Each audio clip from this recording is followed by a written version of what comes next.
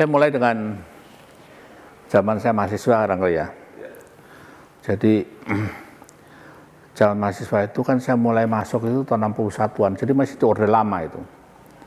Di mana persaingan antar partai politik yang masuk ke kampus melalui organisasi kemahasiswaan. Jadi organisasi kemahasiswaan waktu itu hampir semuanya adalah owner bawah dari partai politik. Ya, kita ada KMNI, dari PNI, ada PMI, dari NU, ada CKMI, dari PKI, dan sebagainya.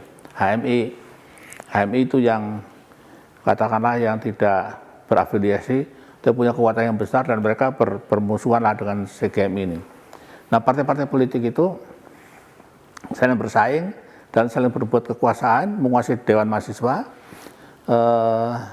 dan pada waktu malah sampai wakil rektor wakil rektor urusan kemahasiswaan itu dipegang oleh seorang bernama Hasan Rey, mahasiswa Fakultas Hukum.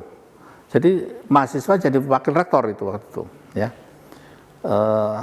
Jadi karena saya mengalami itu semua, kemudian ketika masuk di zaman gerakan angkatan 66, lalu dengan teman-teman ada Abdul Ghafur, ada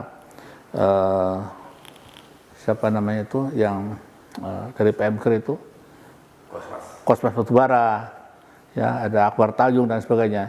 Kemudian kami ikut di situ mengorganisir dan ikut. Jadi saya ikut ceritanya itu mengalami semua dari mulai mahasiswa biasa sampai jadi aktivis, jadi anggota presidium dari KAMI UI, ya. Sehingga setelah selesai itu selesai gerakan-gerakan itu, saya pernah dilantik bersama dengan teman-teman mahasiswa aktivis itu menjadi tim khusus yang dilantik oleh Pak Harto gitu, yang untuk membantu menteri-menteri ini. Ya, jadi setiap mahasiswa itu dites kepada salah satu menteri. Waktu itu saya dapat Menteri Ali Wardana, tapi saya kembali ke sekolah untuk menyelesaikan. Jadi kemudian setelah itu masih ada gejolak-gejolak lagi, tahun 76 terjadi lagi, 75 malari, ya.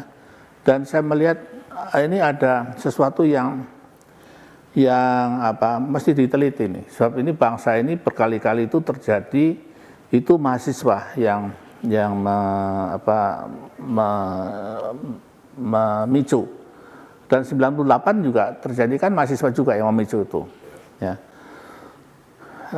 Dari tahun 76 itu saya membuat penelitian tentang gerakan mahasiswa yang dalam disertasi saya itu saya bilang yang sampai sekarang masih berlaku untuk gerakan massa apa saja di Indonesia ini. Itu ada yang namanya leader, ya. Leader itu jumlahnya hanya 2% kira-kira. Kemudian ada yang namanya follower, pengikut, itu kira-kira 8%, ya. Sisanya itu mahasiswa massa yang tidak berafiliasi tapi bisa siap bergerak setiap saat. Inilah yang kemudian bisa menjadi demo besar-besaran. Aktivis setiap hari yang rapat, tiap malam itu mungkin hanya sekitar 2% aja. Kemudian nanti ketika operasional ada korlap itu ada sekitar 10%, 8%. Nah, sisanya itu sudah jadi massa, semua turun. Inilah yang saya coba untuk membedakan siapa yang bisa dianggap sebagai leader, ciri psikologinya apa.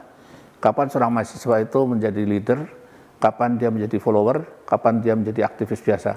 Dan ini ketemu kan profilnya, dan ini bisa dipakai sampai hari ini juga, ya. Sampai hari ini juga yang bisa diteliti. Nah, kemudian pattern inilah yang mudah-mudahan bisa digunakan dalam pengembangan untuk meneliti psikologi massa. Mitologisasi.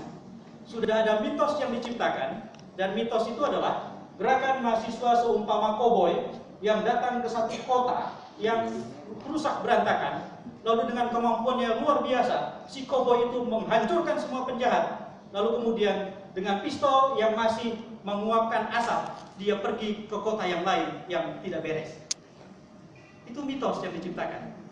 Mahasiswa harus menunggu peristiwa besar, tantangan besar, soal besar, agenda besar, lalu beramai-ramai memakai jaket kuning, turun ke jalan, berteriak keras-keras, dan semua orang menyaksikannya, masuk menjadi pemberitaan televisi, ditampilkan sebagai berita nasional, headline koran-koran dan seterusnya, maka kemudian dikatakan mahasiswa UI kembali bergerak. Itulah mitosnya.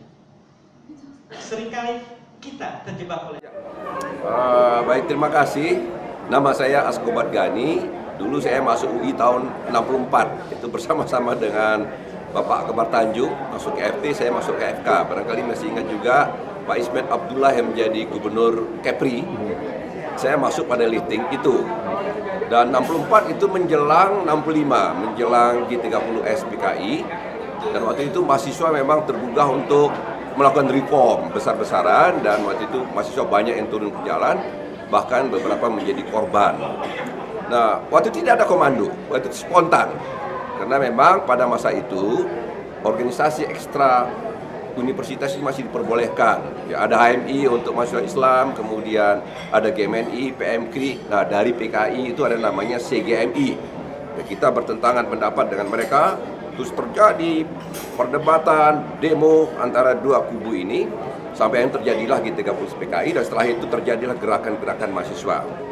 Saya juga waktu Malari tahun 74 ikut memantau, ikut bersama-sama dengan saudara Hariman Sirgar, dengan saudara Ciil, bahkan waktu itu saya menjadi saksi ada chart, meringankan untuk saudara Ciil.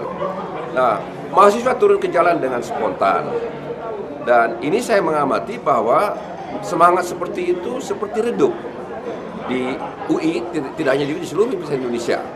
Ya, kepedulian mahasiswa terhadap fenomena sosial yang memerlukan social control itu menjadi meredup. Saya kira kalau ini berlanjut, ya maka negara ini mengalami kerugian besar, karena dari dulu secara historis mahasiswa adalah suatu elemen untuk melakukan kontrol terhadap penyimpangan terjadi di negara ini, baik oleh legislatif, eksekutif, dan semua pihak.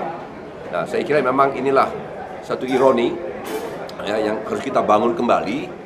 Dan sayang sekali bahwa memang tidak ada kurikulum semacam ini di kampus. Ya, kalau dulu kita belajar dari organisasi ekstra, dari saya katakan tadi, dari GMNI, dari HMI, PMKRI, GMKI, dan sebagainya. Dan kalaupun itu tidak ada sekarang di kampus, kepada para mahasiswa menyarankan, buatlah kelompok-kelompok mendiskusikan situasi terkini yang ada di bangsa, dan coba dipikirkan solusi-solusinya, dan lakukanlah advocacy, ya kalau perlu gerakan-gerakan yang tertib ya untuk meluruskan yang bengkok di negara ini.